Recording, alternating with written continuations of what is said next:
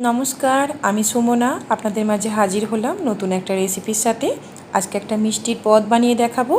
এখানে আমি ছানা নিয়েছি, ঘি নিয়েছি, চিনি আছে অল্প, আর এখানে আছে সুজি, ময়দা, এলাচ, খাবার সোডা, আর এক বাটি চিনি আছে। এটা আমি জল দিয়ে রস বানাবো, মানে সিরাপ। তো এই হলো আজকের এই মিষ্টির মানে ইনগ্রেডিয়েন্টস।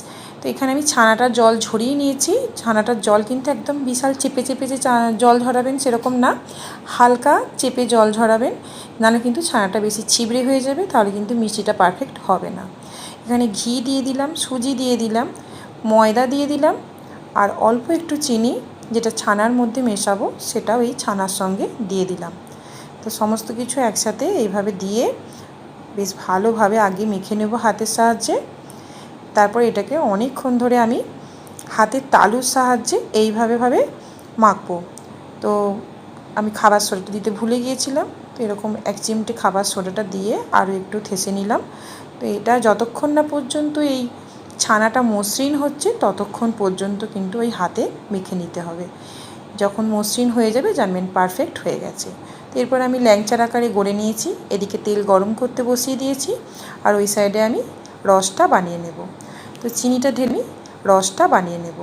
তো চিনিটা ঢেলে দিলাম, এক বাটি চিনির মাপে 2 বাটি জল দেব, দিয়ে দুটো এলাচ ফাটিয়ে ওর মধ্যে দিয়ে দিয়েছি। চিনির সিরাপটা ওইদিকে তৈরি হোক, এদিকে তেলটাও গরম হয়ে গেছে। ফুটন্ত তেলে কিন্তু ছাড়বো না, এই রকম হালকা তেলটা গরম হবে, সেই অবস্থায় ল্যাংচাগুলোকে আমি ছেড়ে দিচ্ছি। তো প্রতিটা ল্যাংচাই আমি একটা খোলার মধ্যেই দিয়ে দিচ্ছি, আর কিছুক্ষণ বাদেই দেখবেন তেলের উপর দিকে ভেসে উঠবে। খুন্তি লাগানোর প্রয়োজন নেই, 2-3 মিনিট বাদে ল্যাংচাগুলো ওপর দিকে ভেসে উঠবে, তখন খুন্তির সাহায্যে এপিট ওপিট করে এরকম হালকা ব্রাউন কালার করে ভেজে নেবেন। আর গ্যাসের ফ্লেম থাকবে একদম লো।